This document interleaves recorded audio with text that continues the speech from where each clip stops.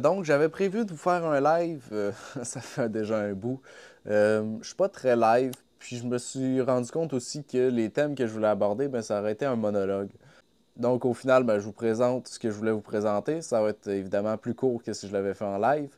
Et puis, ben, vous pourrez réagir dans les commentaires, puis peut-être que je ferai un live sur cette thématique-là. Donc, les points que j'avais prévu d'aborder, en fait, c'est simple, c'est pourquoi je suis sur YouTube, l'éthique puis le financement de la chaîne, comment je procède pour les reportages, quelle utilisation je fais avec les shorts, mes objectifs sur le terrain, en fait, nonobstant YouTube. Donc, pourquoi je suis sur YouTube? C'est vraiment super simple, en fait, c'est que j'ai décidé de faire les vidéos, d'une part, que j'aurais aimé voir avant d'arriver sur le terrain ou avant de faire les choses que je fais, puisque, dans le fond, ces vidéos-là, on peut toutes les regrouper sous le contexte, quand je vous présente des choses que soit j'ai déjà fait ou des lectures, des revues de podcasts, etc. Donc, vraiment, des partages, en fait, qui sont moins intéressants pour moi de faire parce que j'apprends rien, au fond.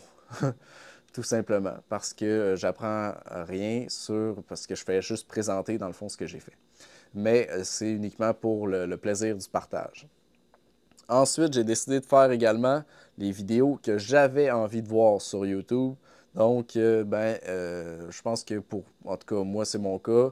J'ai décidé de faire des vidéos sur YouTube parce que j'étais un peu frustré. Je ne retrouvais pas ce que je voulais sur YouTube. Donc, j'ai décidé de faire les vidéos que j'avais envie de voir. Donc, dans cette catégorie-là, ben, on peut regrouper tous les reportages que je fais, les visites. Donc, il y a vraiment ce qui est filmé à l'extérieur de chez moi. On peut le regrouper sous cette catégorie-là. C'est vraiment les deux seules catégories, puis c'est ce qui fait en sorte que je suis sur YouTube. Je vous dirais, c'est vraiment la philosophie de base. Si vous comprenez ça, vous avez tout compris de la chaîne. Ensuite, au niveau de l'éthique et du financement de la chaîne, ben, en fait, l'éthique, c'est un sujet très vaste et c'est très intrinsèquement lié au financement. Donc, ben, en fait, souvent, l'éthique est aussi liée à beaucoup de contextes au niveau financier. Donc, bref, à peu près tout est éthique, je vous dirais, de toute façon, parce que tous les conflits sont une origine éthique, que ce soit économique, morale, éducation, peu importe. Au final, lorsqu'il y a un conflit, c'est quand même assez rare que ça soit sur des bases physiques. Donc, on est vraiment sur des bases des sciences sociales qu'on appelle, puis souvent, ben, ça s'en va, on peut regrouper ça assez facilement dans un créneau éthique. Mais bon, on en parlera, il y a plusieurs types de morale, éthique, etc. J'ai pas de règles vraiment très établies, parce que je trouve que ça donne à rien d'avoir des règles trop strictes également. Mais grosso modo, je veux pas changer, dans le fond, ma façon de faire des vidéos pour rentabiliser la chaîne, pour que ça soit un moteur mercantile. Moi, j'ai jamais eu de vision comme ça pour la chaîne YouTube. Je me suis jamais dit, je vais atteindre tel niveau d'abonnés. Non, je suis plutôt réaliste, hein. Je sais très bien que je suis dans un contexte assez restreint au niveau de la niche, si on veut, au niveau de la population qui s'intéresse à mes vidéos. Je suis dans un contexte francophone. Déjà, de base, c'est beaucoup moins grand qu'anglophone. Dans un contexte francophone québécois, donc beaucoup moins grand que dans un contexte francophone français.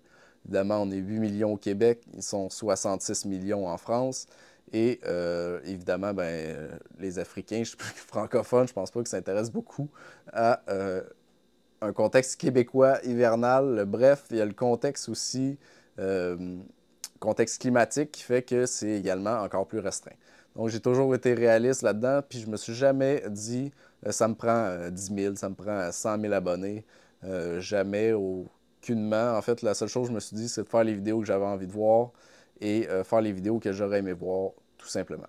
Maintenant, ça pose le problème évident du financement de la chaîne. La chaîne n'est absolument pas rentable. En fait, je dépense de l'argent quand je fais des reportages. Tout le matériel que j'utilise, caméra, filmer, micro, le drone que j'envoie dans les airs pour faire mes reportages, tout ça, ben, c'est moi qui les ai payés, hein. C'est pas vous, c'est pas personne d'autre que moi. J'ai décidé, en fait, quand j'ai commencé la chaîne YouTube, quand je me lance dans quelque chose, généralement, je m'y lance à fond. Donc, je me suis dit, moi, ça me prend les moyens de mes ambitions. C'est toujours une phrase aussi qui me revient, prendre les moyens de ses ambitions. Et ben, pour filmer juste chez soi, ça va bien, une petite caméra, peu importe, mais quand on va faire des reportages, c'est différent. Ça prend un son de qualité. Moi, je trouve que ça prend un drone aussi. Je trouve ça vraiment intéressant parce que ça donne la perspective, ça donne le paysage, ça donne le design. Bref, je trouve que ça a vraiment sa place, donc j'ai décidé de l'acheter. Et de la façon dont j'ai procédé, ben, tout l'argent que j'ai mis là-dedans, je l'ai fait avec des heures supplémentaires au travail, donc je ne l'ai pas fait à même, si on veut, mon salaire annuel normal. Je l'ai fait avec un excédent. Ça aussi, pour moi, c'est vraiment important pour ne pas impacter, si on veut, mes ressources financières qui auraient été normales. Donc, ça a été fait juste sur du bonus, si on veut, même si, évidemment, ben, je l'ai travaillé, hein, ça. Et au final, ben, c'est ça, la chaîne, elle est financièrement non viable. C'est un problème qu'il va falloir régler pour que la chaîne perdure, évidemment, parce que si une perte d'emploi, etc., ben, c'est la première chose qui va débarrasser dans ma vie. Ça va être la chaîne YouTube parce que c'est une dépense pour moi. Pour vous donner une idée, la vidéo qui a le plus de vues actuellement, c'est celle chez Caroline, donc Maman Cannes. On est à 13 000 vues. Il y a des gens qui font ça facilement, 13 000 vues, juste à se filmer un petit vidéo chez soi. Moi, j'ai dépensé 60 de gaz. J'ai passé au-dessus de 20 heures en termes de déplacement, montage, etc., pour la mettre en ligne, pour faire de quoi d'assez synthétique, d'assez que je trouve propre, parce que quand je fais des reportages aussi, ben, j'ai quand même une certaine fierté. Puis, je trouve ça important aussi de valoriser, de faire de mon mieux pour présenter. On parle quand même de gens qui ont mis en place des beaux systèmes. Je veux leur rendre un peu l'appareil, si on veut. Je veux faire ça bien également. J'ai jamais suivi de formation, hein, en passant, jamais suivi de formation. Le premier vidéo que j'ai fait, ben, il est disponible sur la chaîne. C'est le premier que j'ai fait, puis le dernier, ben, c'est le dernier, vous voyez. Donc, il y a évidemment beaucoup d'apprentissages qui ont été faits. D'ailleurs, je trouve important également de mettre le temps qui est passé derrière la création des contenus vidéo. Ça, je le fais depuis le début de la chaîne. Donc, si vous allez dans la description, chose que personne ne fait, je comprends très bien parce que les gens sont habitués de voir des textes copier-coller dans la description. C'est pas vraiment mon cas. J'écris le nombre d'heures que ça a pris en termes de déplacement, de montage, filmé, etc. à chaque vidéo. Ça, je trouvais ça important de le faire pour que les gens ben, voient le travail qui est fait, mais également parce que si quelqu'un décidait de faire du montage vidéo, était inspiré par ma chaîne, puis décidait d'en faire, ben, qu'il voit aussi le travail que ça prend, si on veut, pour atteindre cet objectif-là. Donc, je trouve important de le montrer aussi. Au niveau du financement de la chaîne, ben, comme vous dis, c'est mon argent. Il y a les revenus publicitaires qui sont, c'est quoi, c'est 6 imposables ou 8 imposables du 1000 vues. Donc, faites les calculs comme vous voulez. Je veux dire, j'ai des reportages qui m'ont coûté 40 puis au final, ça n'a même pas fait 1000 vues. Fait que, je veux dire, c'est des miettes. Puis, il faut que je le déclare à l'impôt aussi. Moi, je mets trois types de publicités. Donc, on a les publicités graphiques qui sont à côté, une en dessous et une qu'on peut passer et une aussi des fois parce que dans le fond, l'algorithme choisit en fonction des publicités disponibles, mais il va en prendre une. Donc, une qui est non désactivable. J'en mets pas au centre de mes vidéos. Ça, je trouve ça important parce qu'au final, ça pénalise les gens qui le regardent en entier. Puis moi, je suis pas du tout d'accord avec ça. Puis les gens qui regardent juste au début, ben moi, ça me dérange pas. S'ils veulent passer 6 secondes à regarder une publicité pour ensuite, après 30 secondes, quitter le vidéo, ce rendu là, c'est pas mon problème. Parce qu'il faut comprendre également qu'on a accès à toutes les statistiques. Donc moi, je le vois, quand je fais un reportage, si j'ai 20% au final qui l'ont regardé au complet, si vous regardez, vous voyez le nombre de vues. YouTube appelle ça des vues. Ben, c'est pas des vues, c'est des clics. Donc, vraiment, quand on prend un reportage, on est sur 20%. Des vidéos qui durent environ, je sais pas moi, 7 minutes. On va avoir peut-être 50% de rétention, même un peu plus bas. Puis, évidemment, ben, plus c'est court, mieux c'est. C'est le format de YouTube qui veut ça. Puis aussi la capacité d'attention des gens qui les gens n'ont plus, en fait, tout simplement. Donc, je trouve ça important de ne pas avoir de publicité au milieu de mes vidéos parce que je pénalise au fond le 20% qui regardent en entier mes vidéos. Tandis que après 30 secondes de reportage, ben, il reste uniquement 70% des clics que vous voyez. Donc, si une vidéo a 10 000 vues, ben, après 30 secondes, il y en a déjà, il en reste juste 7 000. Et après la totalité du reportage, vers la fin, il reste juste 2 000 personnes. Donc, ça, c'est la réalité. Donc, les vues et les clics, il y a une différence entre les deux. Puis, ben, ça, ceux qui ont accès aux statistiques le savent très bien. Autre moyen de financer la chaîne, ben, il y a la donation. Donc, il y a un petit cœur là, en dessous des vidéos. Personne n'a cliqué jusqu'à maintenant là-dessus. C'est plus populaire au niveau des lives. J'ai décidé de l'activer, mais je me doutais bien que ça ne fonctionnerait pas vraiment. J'en fais pas la promotion. Ça contribue également à l'infondé au fait qu'il n'y a pas de succès là-dessus, mais bon, c'est pas très grave. Le meilleur moyen d'aider la chaîne, de contribuer, ben, c'est l'onglet Rejoindre. J'ai mis un seul palier, ça coûte 99 sous par mois, donc 12 $ pour une année. Je produis 2 vidéos par semaine, faites le calcul. Je trouve que c'est en fait le montant le plus abordable. Donc 99 sous, il n'y a pas moins cher. Je pense pas que quelqu'un peut me dire qu'il ne peut pas m'aider parce qu'il trouve ça trop cher.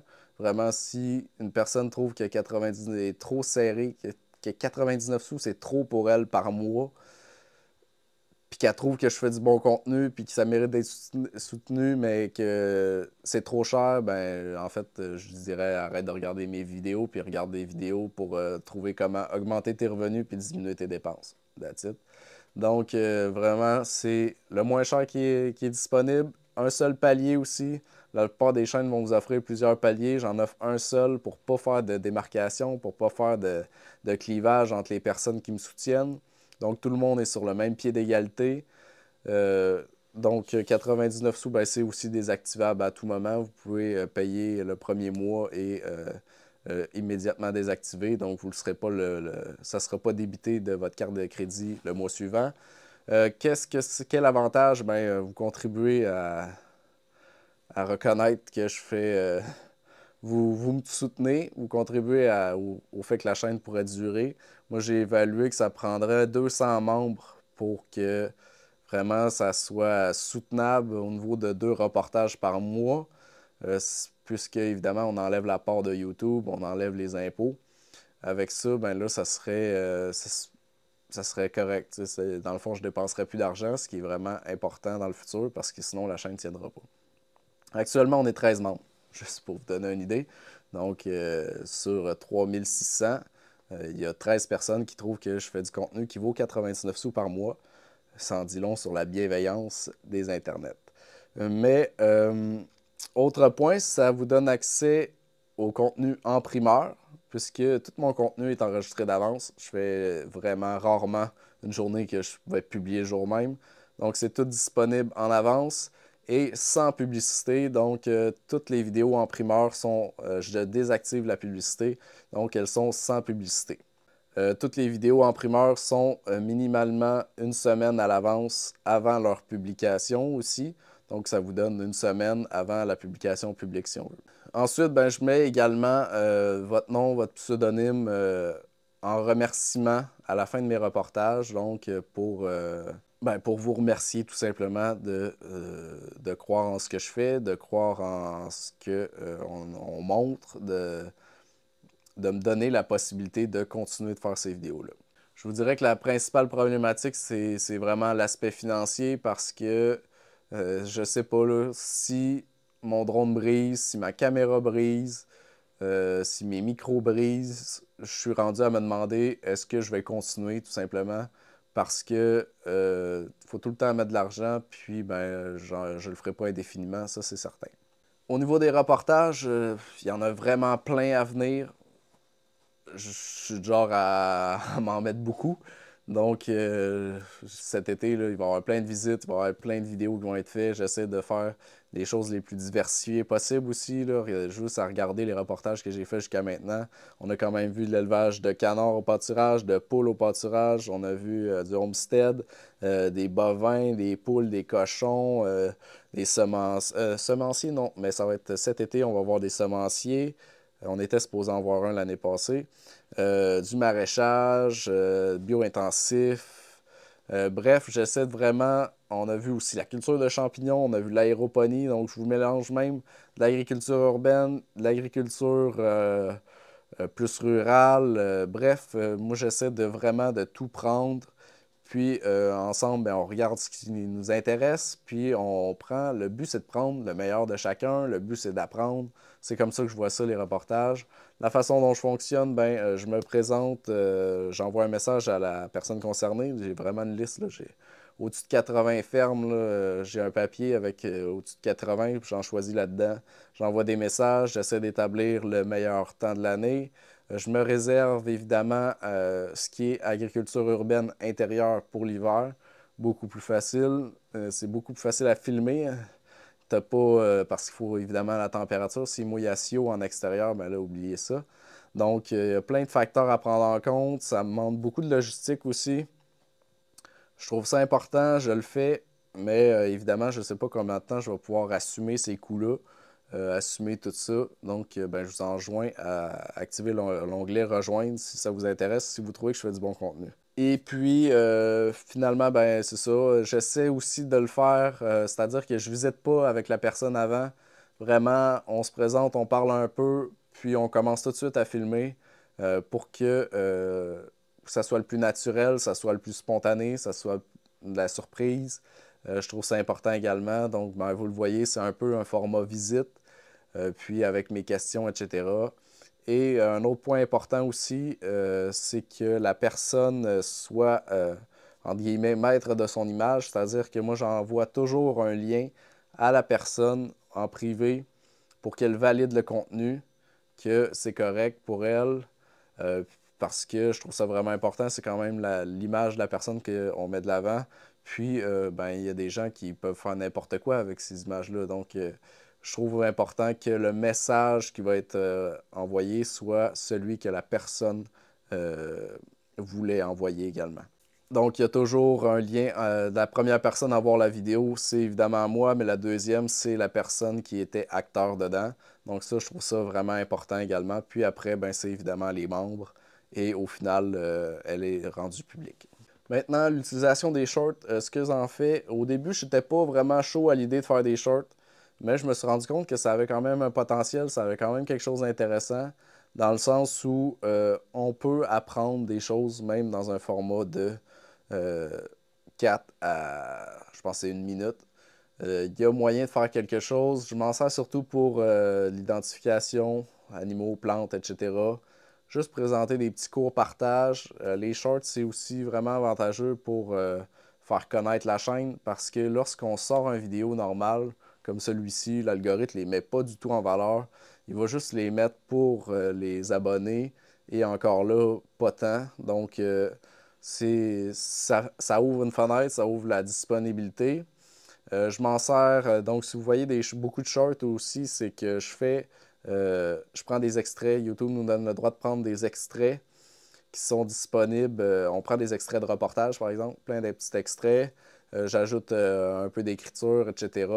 Ça se fait, je veux dire, ça me prend 2 minutes de faire un short. Puis, s'il fait 1000 visionnements, bien souvent, il va y avoir 200 visionnements qui sont par les abonnés, puis 800 des nouveaux, des nouveaux visionneurs, si on veut, qui ne connaissent pas la chaîne. Donc, ça suscite aussi souvent beaucoup d'abonnements. Donc, en moyenne, 3 abonnés, 3 à 6 abonnés par short, dépendant c'est quoi. Alors que je peux faire un reportage complet d'une heure, passer 20 heures devant mon ordinateur et ça va amener 6 abonnés. Bref, il y a une notion de qualité, il y a une notion d'abonnement qui est quand même vraiment efficace. Après, ça suscite aussi beaucoup de désabonnements parce que Des fois, la langue n'est pas la même. Bref, ils sont habitués à des contenus courts. Mais je trouve ça quand même super intéressant pour ça. C'est vite fait aussi. Si c'était long, j'en ferais pas. C'est vraiment vite fait. Je trouve ça agréable pour ça. Puis, ben, j'essaie de m'en servir dans un contexte éducatif, pas trop contemplatif, là, plus éducatif, plus identification, etc. Donc, ça, je trouve ça vraiment avantageux pour ça. Puis, c'est globalement comme ça que j'utilise les shorts. Ensuite, pour finir, ben, mes objectifs sur le terrain sont assez vastes, je dirais, mais grosso modo, moi, c'est de reprendre un peu tout ce dont dépend ma vie, puis d'avoir une vie qui fait du sens. Pour moi, produire sa nourriture, ça fait du sens. Pour moi, faire du bois de chauffage, ça fait du sens. Pour moi, toutes les activités liées à du homestead, à de l'agricole, de la forestier, etc., pour moi, ça fait du sens. Donc, au final, mon objectif, c'est surtout l'alimentation. Moi, c'est vraiment plus l'alimentation. L'autonomie énergétique, ben, au Québec, c'est pas super avantageux présentement. Donc, je trouve que ce qui est intéressant, c'est plus d'avoir un système pour pallier à une panne de courant. Sinon, ben, moi, dans le fond, mon eau, c'est un puits aussi. Donc, bref, c'est plus la production de nourriture. Et ultimement, ce que j'aimerais, c'est avoir une entreprise agricole, avoir le titre d'agriculteur, donc d'avoir quelque chose qui soit viable, en fait, d'avoir un potentiel économique viable sur mon terrain, que ce soit pour moi, pour ma retraite, pour créer un surplus au niveau de ma communauté, que ce soit en viande, en légumes, etc. Et aussi d'avoir mis en place donc tout ce qu'il faut pour avoir une petite entreprise agricole, une entreprise agricole qui soit viable. Si jamais, là, actuellement, ben, je suis père d'un enfant, on en veut un deuxième. Si jamais un enfant décide de prendre la relève, si on veut, s'il décide d'occuper le terrain, de faire quelque chose avec, ben que ça soit fait, en fait, qu'il reste juste à reprendre les rênes pour mettre en place l'activité. Donc, bref, de faciliter le passage, d'avoir planté des haies brise-vent, d'avoir mis des arbres à noix, d'avoir mis des pommiers, d'avoir fait l'entretien, d'avoir préparé la terre, d'avoir préparé les clôtures, bref, de mettre en place un système, que ce soit pour moi, idéalement, mais aussi pour la prochaine génération. Donc, ça fait le tour pour ce que j'avais à dire. Et puis, à la prochaine. Salut.